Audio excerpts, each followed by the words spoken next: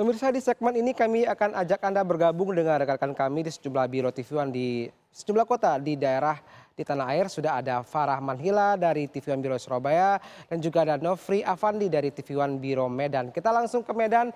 Nofri, selamat pagi. Silakan laporan Anda. Selamat pagi Riki dan juga pemirsa. Informasi pertama kami awali mengenai dibayangi rasa bersalah dan rasa takut seorang pelaku pembunuhan mendatangi Polres Pematang Siantar untuk mengakui perbuatannya telah membunuh seseorang.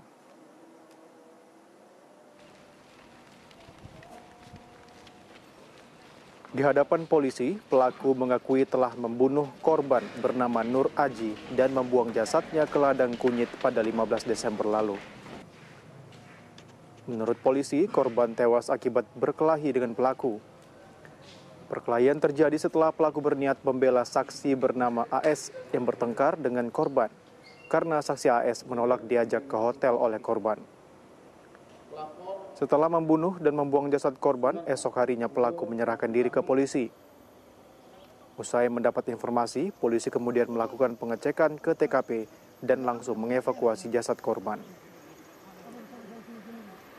Sementara itu tersangka langsung ditahan aparat kepolisian untuk mempertanggungjawabkan perbuatannya.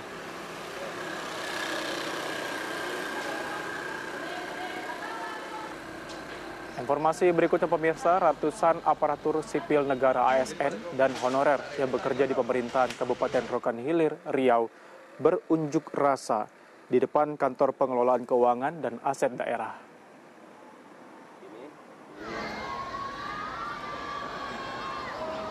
Mereka menuntut agar kepala daerah segera membayar tunjangan ASN dan gaji honorer yang menunggak selama beberapa bulan. Dalam tuntutan itu, mereka ingin meminta penjelasan pemerintah daerah terkait penunggakan TPP dan gaji honorer selama beberapa bulan tersebut.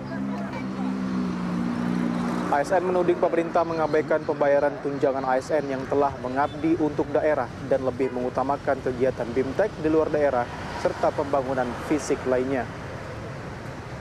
ASN berharap TPP dan gaji honorer tersebut segera dibayarkan agar pelayanan roda kepemerintahan dapat berjalan dengan baik. ASN dan honorer mengancam jika tidak kunjung dibayarkan akan kembali melakukan aksi lanjutan.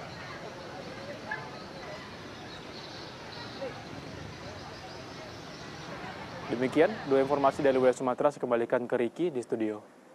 Terima kasih dari Biro Medan, terima kasih Saudara Nofri, dan kita langsung ke Biro Surabaya ada Farah. Farah, selamat pagi, silakan laporan Anda Farah. Ya, selamat pagi Riki dan juga pemirsa. Dua informasi menarik mengawali kabar pilihan daerah dari wilayah Jawa Timur. Yang pertama pemirsa, sudah 35 hari kasus dugaan pembunuhan dengan kekerasan seksual terhadap seorang siswi Madrasah Ibtidaiyah di Banyuwangi belum terungkap. Orang tua korban yang sabar menanti berharap kepada Presiden Prabowo agar pelaku segera ditangkap.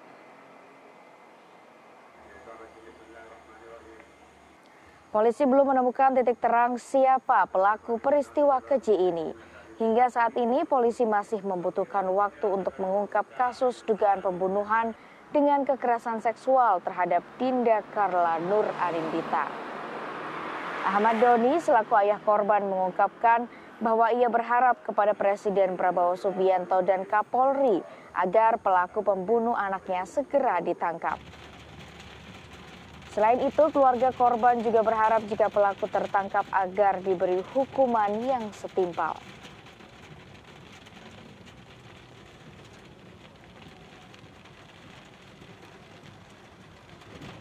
Pemirsa, beralih ke informasi berikutnya, tanah bergerak yang terjadi di Kabupaten Trenggalek, Jawa Timur mengakibatkan sejumlah rumah warga rusak dan akses jalan rusak parah.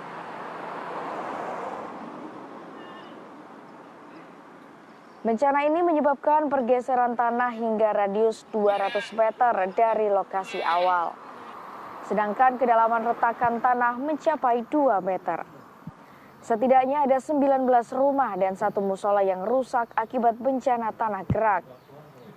Selain itu, terdapat 23 warga yang mengungsi akibat rumah mereka rusak. Dalam bencana ini Polres Trenggalek telah memberikan bantuan makanan dan obat-obatan kepada warga yang terdampak. Warga juga diimbau agar menjauhi lokasi yang berpotensi bahaya hingga kondisi aman, mengingat cuaca saat ini memasuki musim hujan. Jadi saya ulangi Pak ya, di sini ada 2 kakak di Kelurahan Bapak. Namun yang terkena sekarang suhunya sementara mengungsi tempat tadi ya. Koordinasi ya sama.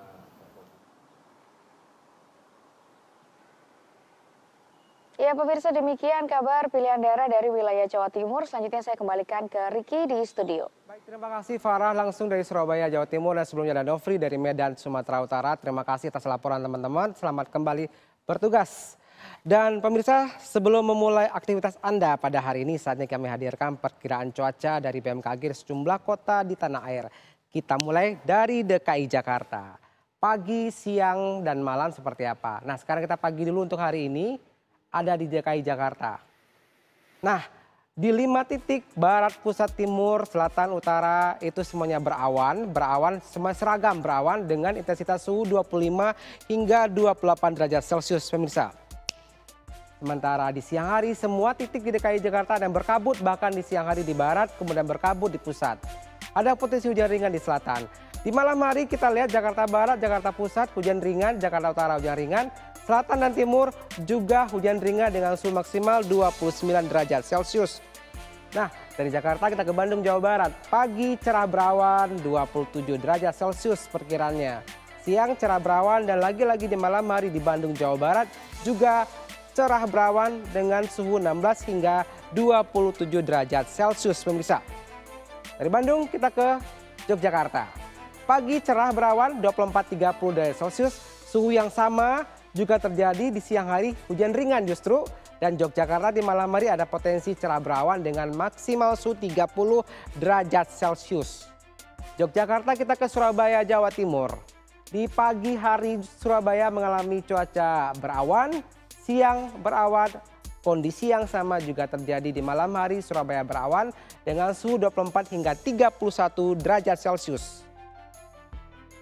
Dari Surabaya kita terbang jauh.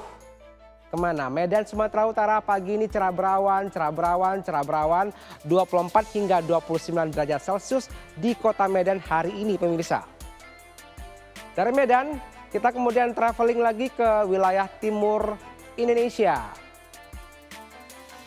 Kota yang pernah dijuluki sebagai kota kecil paling indah di Hindia Belanda pada saat itu. Hujan ringan berawan di malam hari dengan suhu 26 hingga 28 derajat Celcius di Makassar, Sulawesi Selatan. Cukup variatif untuk hari ini di Makassar ya pemirsa ya. Baik, dari Makassar kita melihat seperti apa Denpasar di pagi hari hujan ringan juga di siang serta cerah berawan di Denpasar dengan intensitas suhu 32 derajat Celcius. Nah, kita kemudian mengarah ke daerah tetangga Denpasar, ada Nusa Tenggara Barat. Mataram lebih tepatnya pagi ini berawan, kemudian siang hari hujan ringan, serta di malam hari kota ini mengalami cuaca berawan dengan suhu 25 hingga 30 derajat Celcius. Terakhir ada wilayah Labuan Bajo, wilayah super prioritas pariwisata Indonesia. Nah, di pagi hari 27 derajat Celcius sampai 30 dengan cerah, siang hujan ringan, malam hari Labuan Bajo berawan. Daerah yang juga dijuluki wilayah 1000 sunset untuk Labuan Bajo berawan di malam hari ini. Baik, demikian informasi perkiraan cuaca untuk hari ini semoga menjadi acuan buat Anda untuk traveling ke semua daerah terutama yang kami sebutin tadi.